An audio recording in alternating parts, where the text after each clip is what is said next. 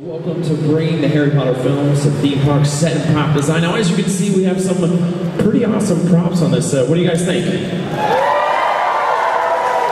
Excellent. I'm sure you want to know all about it. We have some very special guests right now. I'm going to introduce you to them. Starting off is the one and only Alan Gilmore. He is art director for the Harry Potter films and supervising art director for the Wizarding World of Parks. Make some noise for Alan Gilmore. Next up, we have the lead sculptor for the Harry Potter movies and theme parks. It's Bryn.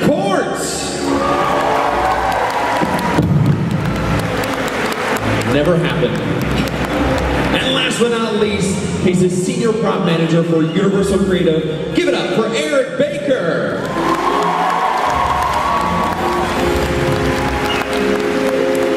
Hello everybody, how are you doing coming this morning? It's really cool to share this whole event with you guys. I believe you've all had a brilliant weekend. I think you were all in Hogsmeade last night, had a great time. We had great fun building Hogsmeade several years ago. We're now building Diagon Alley and you're going to love it just as much. It's going to be an amazing place. I'd like to introduce you to two of my colleagues here. Right beside me is Bryn. Bryn is the lead sculptor on all the Harry Potter movies and also the lead sculptor on Diagon Alley. So he is producing some beautiful work which you'll see very soon.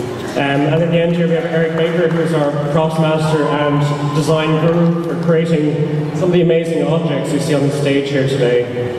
Let you guys introduce yourselves. Well, my name is Eric Baker. I'm senior prop manager, as I said. I started out in the film business for about 20 years, and then I moved into theme parks with the first round of Harry Potter. And it's been an amazing, long experience. And taking the things that were built for the movies and turning them into things that will last forever in a theme park has been a huge challenge. And that's a little bit about what we're going to tell you guys about today.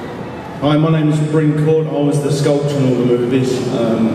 We were there at the start when Stuart designed it, and we worked with him to create all the lovely, wonderful things that you guys love in the movies.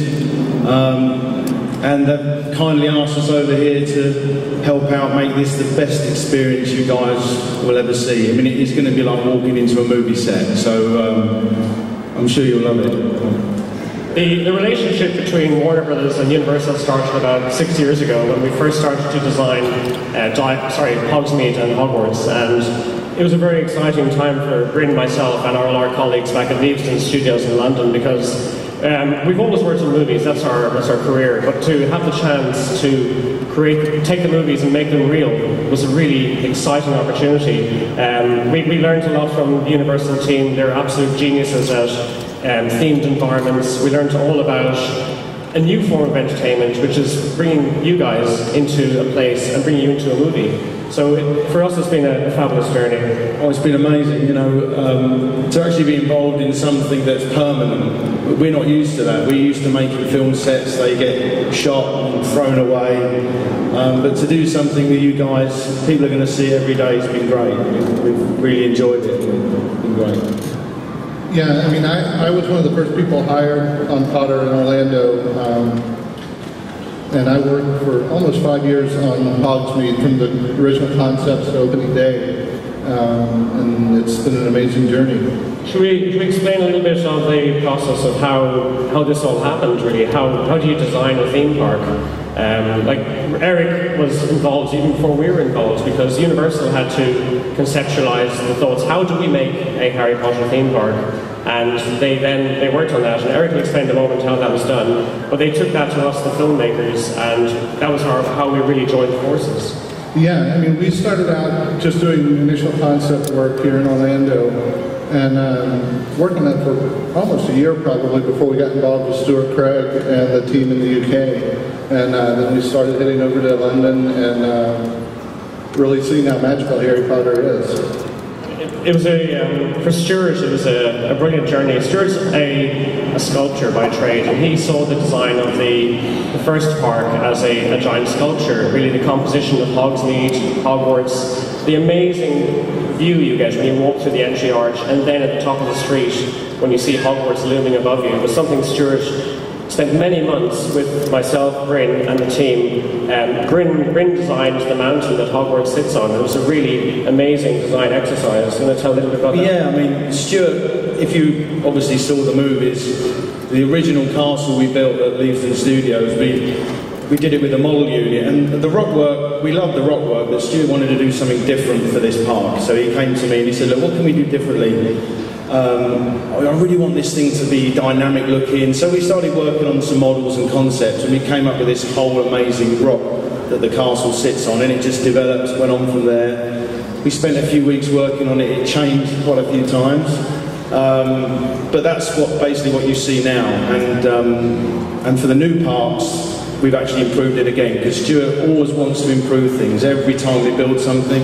When we did the movies, all the sets, every time they dusted them off, took the covers off, and Stuart was like, how can we improve them? You might have noticed that things like Hagrid's hut moved around a little bit, and some other parts of Hogwarts happened to kind of magically float around and reappear somewhere else. And every time we started a new movie, it was quite exciting to see what Stuart would invent this time, what great ideas. We love the guy. He's a real visionary, his ideas are fabulous, and he has translated with Universal his film vision into a real place beautifully, and we can all vouch for that. It's a beautiful place to be, just to hang out. Hogwarts, Hogsmeade, and very soon Diagon Alley.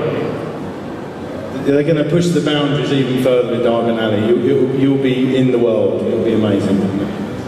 Absolutely. One of the coolest things for me is seeing it all come together as one big thing. When you were filming in the UK, you would see, here's the Great Hall set, or here's Gryffindor Common set, and to see it all come together as a proper castle, and to see Diagon Alley in London all come together as this one unit is pretty amazing. We've always designed the sets kind of like a real building, so we had a good sense of what these places might look like, but when you guys came along and said, right, we're going to make it real, we're going to make a town, we're going to build Hogwarts, that was a real challenge for us as well, to think through how does the Gryffindor Common Room link, how does the Great Hall link to another part of the castle, what would they be like? It was a really excellent challenge to shape those spaces, and the whole team in London really embraced the challenge, and for them it's lovely to have the legacy here, to see the designs that we've collectively created live on and be adored by so many fans.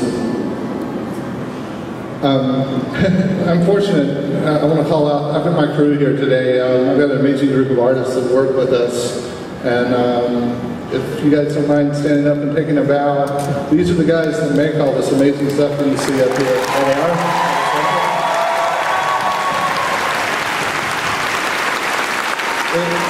Everything they do is to be as good as or better than what's seen in the movies. A lot of times the things that you saw in the movies were just background shapes that didn't really have much to them, especially in places like Dumbledore's office and stuff. So we found this amazing artist, Dave Hyde, who makes all these crazy gadgets that you see in Dumbledore's office. He's building all these amazing telescopes right now that you're going to see in Wiseacre's Wizarding Supply. I mean, my whole team is the most talented artists that I could ever ask to be together. George Kokomas, who's my lead scenic artist, is challenged daily, coming up with paint finishes that will look as amazing as they did in the movie, but hold up to guest interaction every day. So that's a huge part of what we do, trying to take things that were built to last one day on a movie set, and the last 20 years in a theme park with people touching it every day. Should we talk a little bit about the few objects behind us? What do you think? Over here, first of all, they asked me to bring a few things. I wanted to bring the biggest things that we have for Diagon Alley. So this is the Vanishing Cabinet that you see in Borgin and Burke's and in the Room of Requirement in the movies. Once again, everything we do is recreated exactly to the movie drawings as much as possible. In this case, we even computer cut all the filigree on the front of the cabinet to make sure it's exact matches to what Stuart Craig and his team created for the movies. I've been pushing George, your painter, very hard, and George is a brilliant guy, but I think I stress him out every so often with the rigorous pushing of the levels of detail. And when you guys get to visit this cabinet in Diagon Alley, you will see up close how beautiful this object is. He has done an amazing job. Yeah, absolutely, absolutely. Next up over here, we've got a 9-foot tall suit of troll armor. The troll armor was just seen very, very briefly in the movies, and we're going to be able to feature it in our blacksmith shop in Diagon Alley. And this is a real hand-hammered suit of armor. There's no molding, sculpting, or casting. Every piece on it was hand-hammered with an anvil, just as you would build a proper suit of armor. And then the last thing on the right down there is an actual blackboard that was used in the dark arts classroom in the Potter films. And Warner Brothers has generously given it to us to put into our castle. So we'll be replacing the dark arts blackboard that's in there now and putting the actual one from the movie in, just to make things that more authentic. And you've got something tucked around the corner there. Down the end is we call it the Weasley rocket, and that is a piece that's featured at the Weasley Brothers store, and everything in that store, that's the thing I'm most excited about, is getting to decorate the Weasley store, because I had the privilege of being on the set of Half-Blood Prince when they were filming that scene, and being on that set and then getting to recreate it is it's a very exciting thing for me. Look, we're very lucky to represent the huge team that go into creating all of this. There, behind the scenes, there are many hundreds of people here in Orlando, back in London, all over the US, globally, who are bringing all these parts together to create this very special project. And we're using technology, we're using artisans, we're using all the old skills. It's a brilliant experience. I've seen Bryn in his workshop carving with clay, and also with digital technology. We're using everything out there, CNC, computer cutting. We're covering all the bases of technological development, but then all the old skills as well. We want to keep those alive. Working with the carvers and vendors on the project, we're doing some beautiful work out there, and can't wait for you guys to see it. You want to take a look at some slides? Let's look at your slides. We've got a few behind-the-scenes photos, and these are all making of Hogsmeade.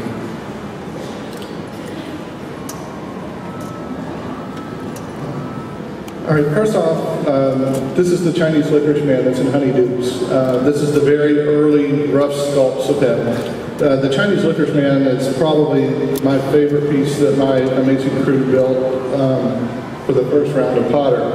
And it's also a very special piece because Pierre Bohanna, who was the lead prop fabricator on the Potter movies, his father fabricated the original Chinese Licorice Man for the movies, and it was one of the last pieces that he built before he passed away. So it was very important to me that we be exactly spot on with everything we did. This is the Licorice Man after he's been painted and in the final stages. This is one of the goblins being sculpted out of clay for the Chinese Licorice Man, and you can actually see a little bit of one of the golden eggs behind his right ear. And then this is the finished product in the store. And thank you. It's these guys up there that did it, not me. And again, every detail is rigorously pursued to the absolute degree where it replicates the film details. So we push very hard, and we push each other. It's a real kind of team effort. And yeah. The guys have delivered so well.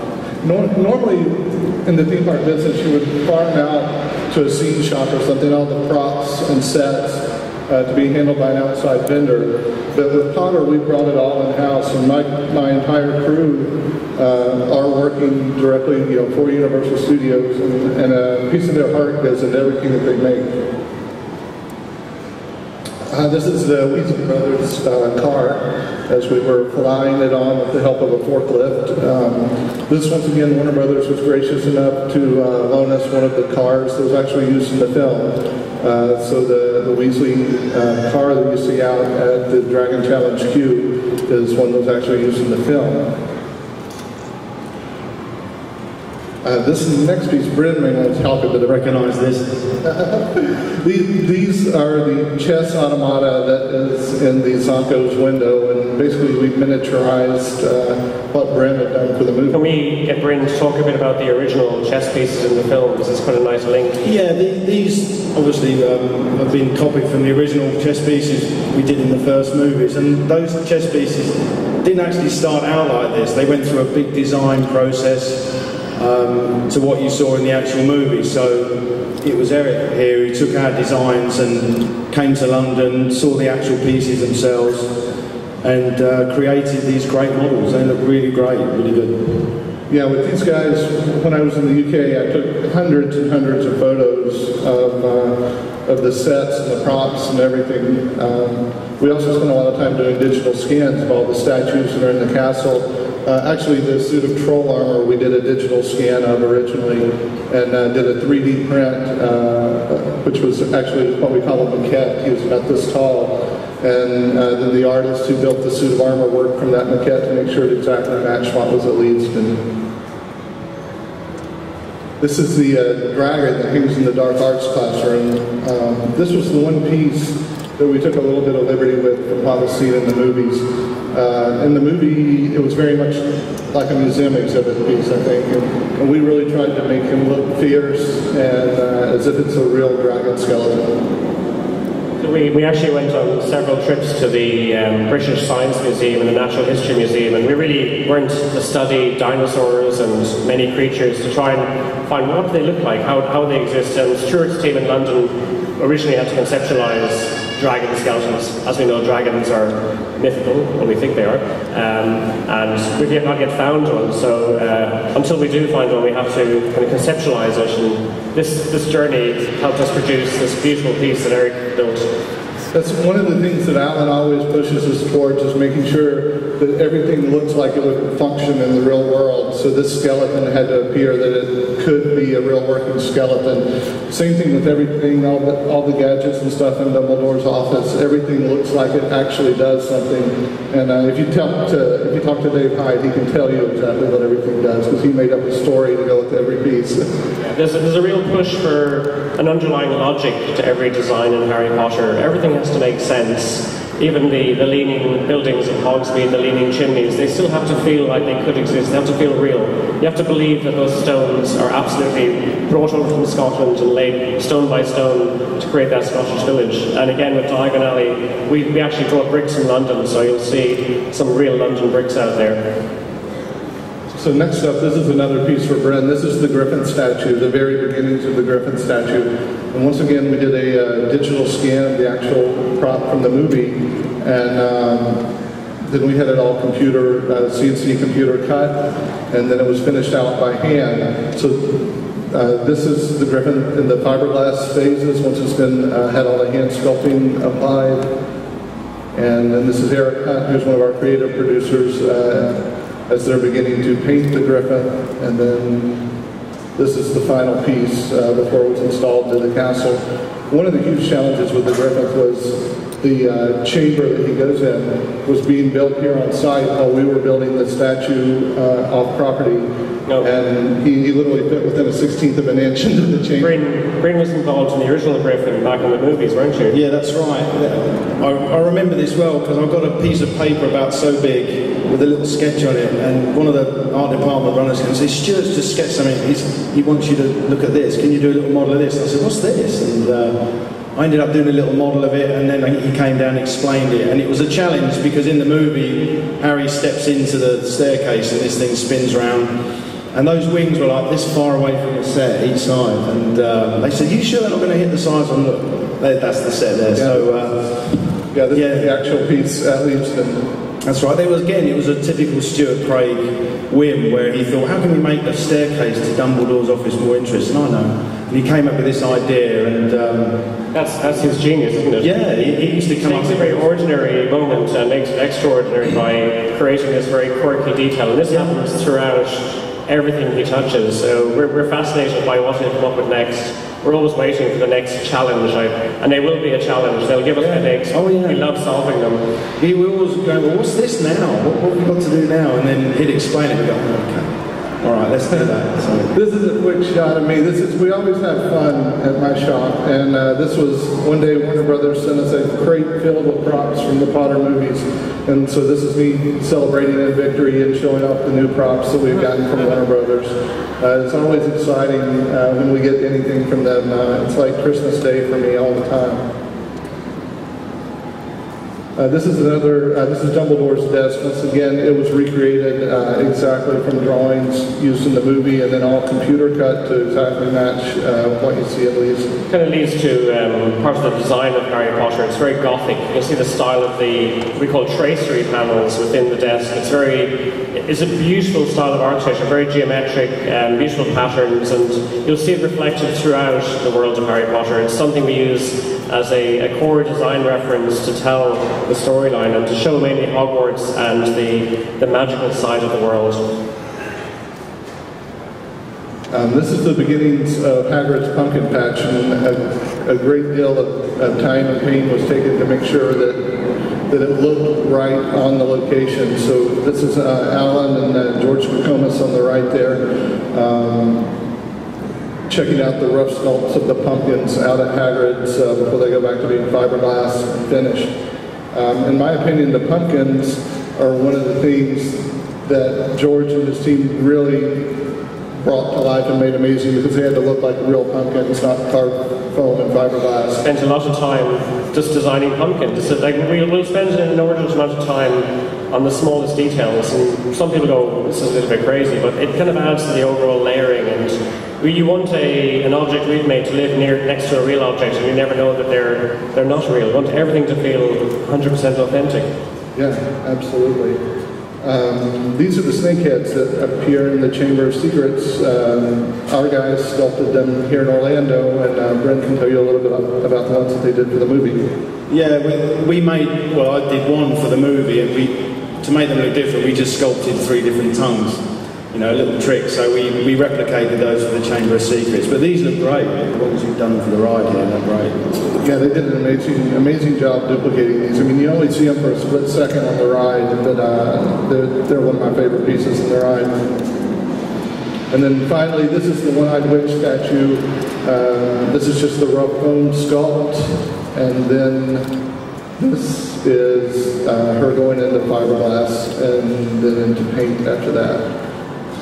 And that was another piece. Did you sculpt that, Bryn? No, a colleague of mine, Andrew Holder, who worked with me on the first movie, sculpted this with me. I helped him to begin with, then I was taken away with the chess set and all that kind of stuff. But what's funny is that the way you guys approach some of these jobs is a bit different to us. It's the same thing we come up, but we've got a slightly different process. It's fascinating to see how these guys work, and and the results are, as you can see, great. It's one of the hardest parts of the journey is how do we replicate the films in the theme park world, and that's part of the great discovery of trying to make everything look absolutely real. So when you walk around Hogsmeade, you do believe it's granite. When you walk around Diagon Alley, you'll believe it's brick. And every statue and sculpture, including something that you're working on, will look absolutely real. Absolutely. Yeah. Guys, hey, how's it going? Now, I'm sure you guys have been enjoying this so far, am I right? Now, we want to open this up for some questions from the audience. So if you guys have any questions, we have Jason, Julia, Stephen, and Aaron out here. Find them. They're going to be prepared. But before we get into that, we actually have some special guests here who are going to walk us through some more props that we have backstage. So you know them as the Weasley twins.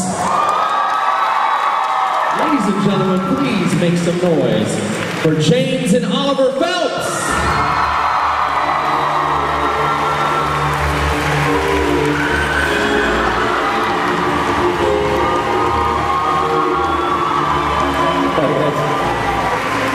So this is a perfect example of pieces that were taken from the movie and turned into things to use in a theme park.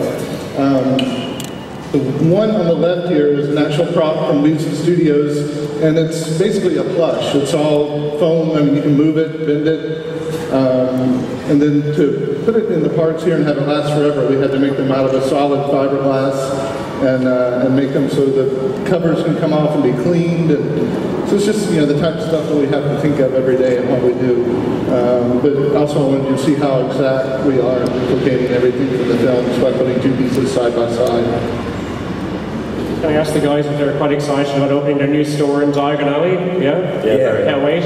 Yeah, it was fantastic. So when we had a look around it yesterday morning, it's still hard to imagine how it's going to look when it's all dressed and everything, but just the sheer size of it just blew me away. It's going to look exactly like the movie set. Yeah. Just like the movie set. Yeah, it's cool that we can actually see the full, you can actually do a lap, as opposed to at least when you go Diagon Alley, you've got to come back the same way because there's no way out of it. Yeah. So yeah, it should be fantastic, especially seeing the joke shop in there.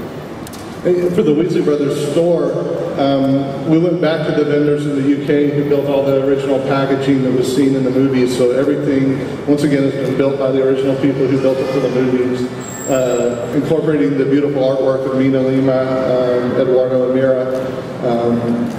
Because to be the Weasley store is really a gallery of their work. I mean, it's an amazing place. Excellent, guys. Thank you so much. Ladies and gentlemen, give it up for James and Oliver.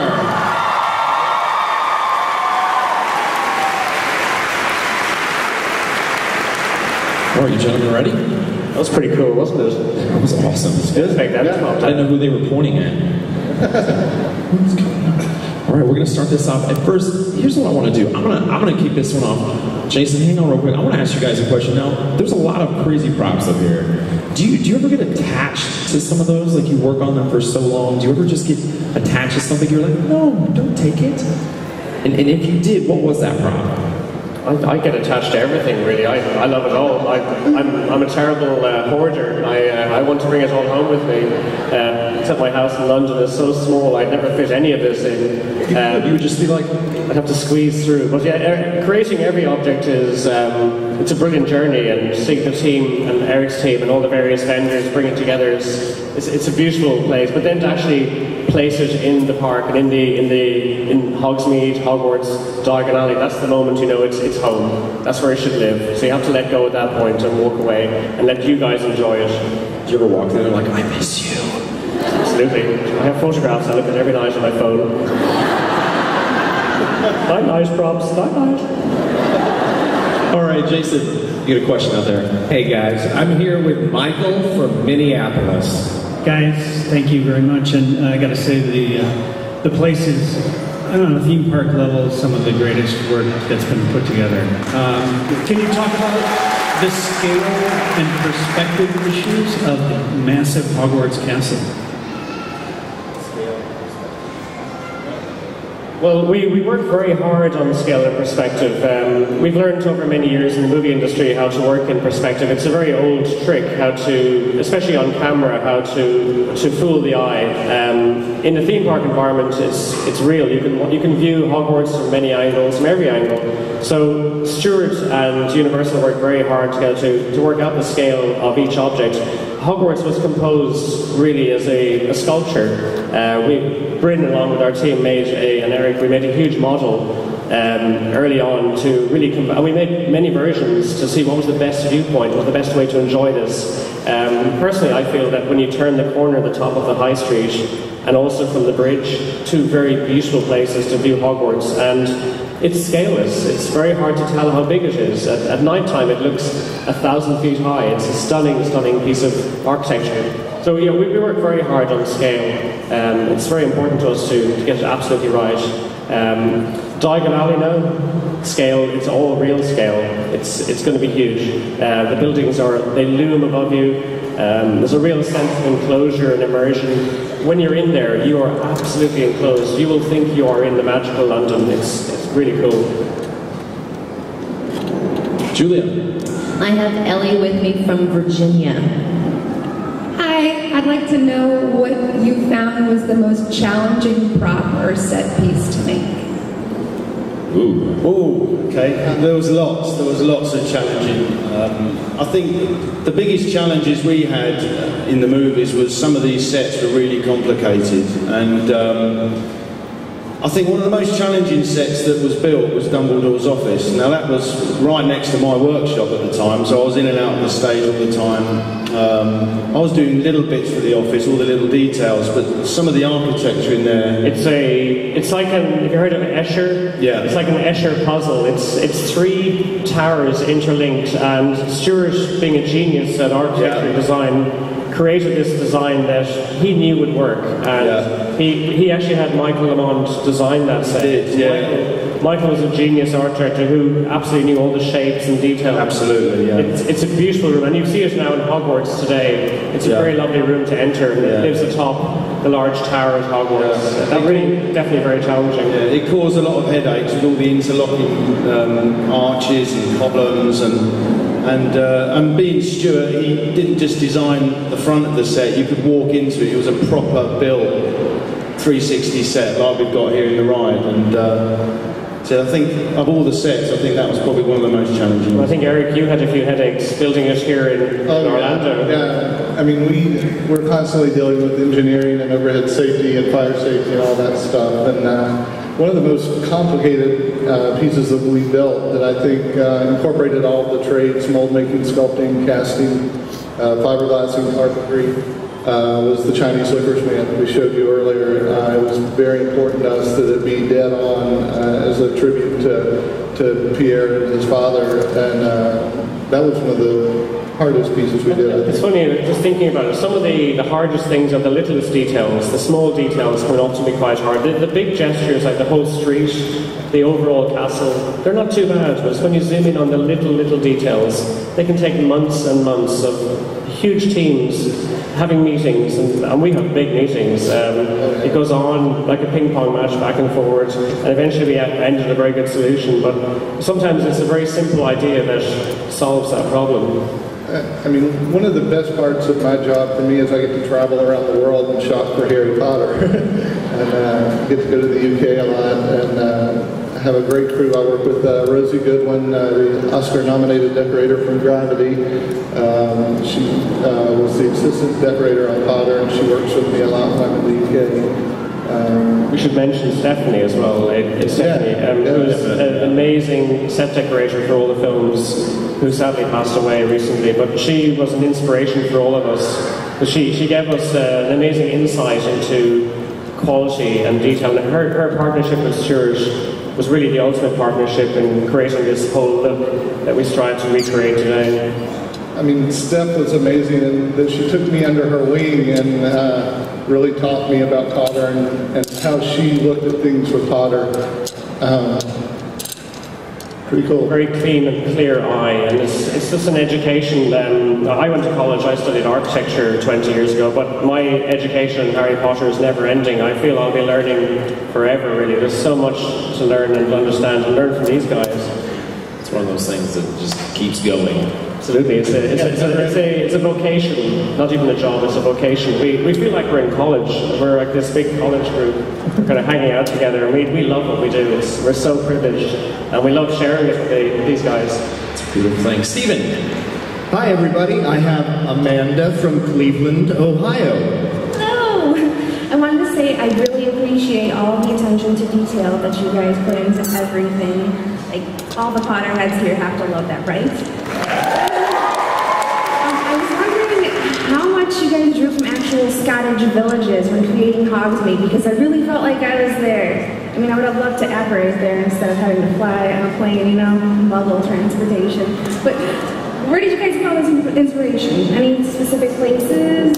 It's a combination of many places, really. Like, Scotland has a lot of the architectural details you see there, but really it's Stuart creating this special, unique place, but he absolutely sourced real environments. Well, yeah, I mean, Stuart came, obviously had the original idea. He'll come up with a concept, but then he'll draw on real places. So everyone was travelling all over the UK to visit locations, to take impressions from real stone walls. We had teams going all over the place to make this authentic, and so everything you see in the land has been inspired by real life, and that's what Stuart has always done with these films. He's made sure that it's believable. It's not it's fantasy, but it's believable fantasy. Like if you go to the Owlery, old English and Scottish towns had medieval gathering buildings which were up on columns. It's where they had their market. Yeah. It's probably the origin of the modern day mall. I mean, you can go to cities in England like York. You can be walking down the street and go, hey, this looks a bit like Diagon Alley. It's because it's based on real places and real buildings. And buildings really do lean and wonk like that over there. I can vouch. They were very badly built, I think, years ago, weren't they? Yeah, you see, York is a city in England where there are many beautiful leaning buildings. So we studied those for how do they lean, what happens to them. So what you see there is actually very authentic. We've pushed it a little bit with the chimneys, snake and twist, but it's quite beautiful. It's sculpture. One of the best things when we started working on Diagon Alley was we went out into London with Alan and Stuart, and they were able to show us physically in London how things should look and say, you know, this is the Pantages Theatre, and just seeing these buildings in real life really aided us in being able to authentically recreate everything. Now at Diagon Alley, we're doing the same thing, where we've done the London tour many, many times. We've studied the real places. We've studied where all the filming took place. Where did the night bus travel through? All the iconic spaces in London that Harry and the other students would have come from and visited. Erin? All right, with our next question, we have Cherish from Jacksonville, Florida. Hi, I was wondering, what did you learn about making the Hogsmeade that you improved upon in Diagon Alley? Wow, that's good. Well, I think it's like we've often heard the challenges to raise the bar, to do even better than the first time. Hogsmeade was pretty perfect. It's pretty cool. Hogsmeade is a cottage village though, so it lives in the open landscape. London is a very dense city that's developed many layers over 1,000 years, maybe longer. So we had to try and recreate that environment, and Universal initially provided the concept because they had to obviously make it work for guests. So with that very clever design concept, we took that and we pushed it even further, and we created this very layered, very beautiful environment where we have many magical spaces. I described it the other day as a maze crisscrossing itself, and that's probably the only way I can describe it, because there's so many different pathways, like a real city. If you go to London, London is an amazing place. The longer you're there, the more you discover, the more ways you find to go between various places, and that's what Diagon Alley is trying to achieve. And Eric and his team, Bryn, and all the guys here at Universal have really pushed hard to replicate that feeling. Yeah, I mean, it's the attention to detail that really made Hogsmeade a huge success, I think. I mean, I love it when I go out in the park and all you guys are there with your cameras taking pictures of every single little detail that we put in the park. And that's what we've tried to take up to another notch with Diagon Alley, because it is layers upon layers of pieces that really make that world come together. I'm going to say to Bryn, when you guys eventually visit Diagon Alley, you'll see many beautiful little details. It's all about little details, and they're the items that Bryn is creating. So take a lot of time when you're there to really look up and look down and look in corners. You'll see some beautiful little pieces, and some very big ones as well. Yeah, there's one of them you won't miss. So. That's a good thing about something like that, though, is because in the movies, you work on those things, and a lot of times the camera pans so fast, or you're only in there for a little bit, so some of those details that you spend months or years on sometimes gets overlooked. But in a place like this, you can actually sit there and go. Yeah, absolutely. Yeah, I mean, you find in movies we work on lots of detailed pieces, and in some films you very rarely get to see those. Sometimes it's in the background, or it's a very quick camera shot. But here, we realise that you guys are going to be getting your cameras out, your iPhones, and taking close-ups of things. So we've had to really make sure that we're on top of our game, and everything is as detailed as we can. With our sister Harry Potter experience in London at Leavesden Studios, I don't know if many of you guys have been to see it, but you can actually see that level of detail in the film sets, the props, the costumes, the creatures, the vehicles, every detail, and that's inspired us to push as hard as we can here. And Eric, especially, again, going back to the Vanishing Cabinet, the detail is amazing in this. You can go right up to it, it's all there. Behind that beautiful detail filigree is a whole amazing mechanism. It'll be a joy to study. And I mean, a piece like this, the locking mechanism, for instance, there were no drawings of it. The effects guys on the movie just created it. So my team had to work or weeks and weeks from photographs to recreate it exactly, but they've done an amazing job with it. Very nice. Jason? I'm here with my friend Saida from Mexico. Hi guys, first, thanks to you because you bring all Howard's thing to the reality so we can stay here. And what I ask is, what do you think it would be the most difficult piece to bring to reality that you don't yet, you don't do that yet? Something you haven't brought over from the movie yet. What would be the most difficult thing to bring to life? We were talking about this ourselves the other night. We were saying, what would be next? What would be really cool? And I think we all agreed, was the Ministry of Magic be amazing to create because so huge. This is just us, three of us talking, but we're quietly going to build it when nobody's looking. But it's just vast, it's absolutely vast. I mean, if you go to the museum in London, if any of you are lucky enough to get over there, we've actually set up a Ministry of Magic exhibit, so you can actually walk in. It's not as big as the Ministry of Magic, but we've got the stuff that we sculpted and built. We've got elements of that there, so if you guys get to go over there, you'll see some of that anyway. I gotta say, even though that would be like one of the harder ones, it's gotta be one of the more fun ones to work on, like to create that realm. Oh yeah, it was a huge set. I mean, it was a big challenge for everybody, just in the size of the set, everything went into it, all the work I had to put into it with the sculptures and the gold statues and all that stuff, but everyone came together. We've got Paul Westcott over here at the minute. He's the lead painter on all the movies. He's actually helping us paint the land, so this is how authentic that Universal have really gone out their way to make sure we're all involved. But he painted something like 5,000 tiles for that set or something. You know, he had like 4 paint shops set up, and each one of these tiles had to look like real ceramic tiles. You know, that was the level of detail that Stuart required, and it was a big challenge, that set, wasn't it? Paul is a real talent, like all the leads on the theme park and the films, where they're pushed rigorously to replicate very authentic finishes from London, from throughout the world that we bring into these projects. And it's fabulous working with these guys. We only are all skilled in our little way, in the little area we touch, but to see these other artisans bring their details in and to collectively create this amazing world is quite special. No, it is. And to work with these guys, obviously, a lot of them have worked in movies and TV, like Eric has, but a lot of the guys that are working in the land haven't. And us coming out, it's been fascinating working with them, and it's been a joy and a pleasure working with these guys, and they've really made us feel welcome. It's really, really good. Julia? All right, I have Robert from Phoenix with me, and this will be our last question. I was part of the crew that founded and went back to Tunisia and rebuilt Luke Skywalker's set there this last couple of years. So I understand the problems of taking a film set and converting it to modern. And one of the questions I have for you guys is, have you guys been documenting this process? Will there be a more in-depth book of what you've gone through to take this from something on set to this, so that some of us could really delve into the minute details of how you did this? It's a really nice idea, that it's something that's done quite a lot, and we actually do document everything as part of our process, and it's a lovely idea to sometime hopefully share this journey with you guys. Kind of like you've seen a small taste of it this morning through Eric's slides, but it's really very similar to the experience you would have had with the film sets, where it's a very staged, beautiful journey where eventually you end up and suddenly it's there. And it'd be great to share that with you guys. So let's see, let's hope that happens. Yeah, it's quite a different process bringing.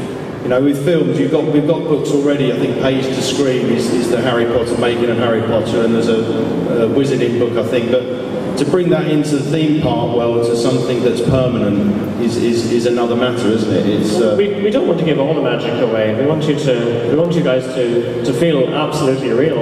I mean, we brought our magic wands with us, didn't we? It is real. Yeah, we had magic wands, didn't we? From this. We have our own special magic wands. Absolutely. Yeah, definitely. I mean, I've got a great group of magicians that works with me every day to make all this happen. And I mean, we do it for the fans. It's for you guys, because we're fans, and we want it to be perfect. Well, guys, that is all the time we have here. I want to thank Alan, Bryn, and Eric for coming in here and spending some time with us. Guys, give them another big round of applause.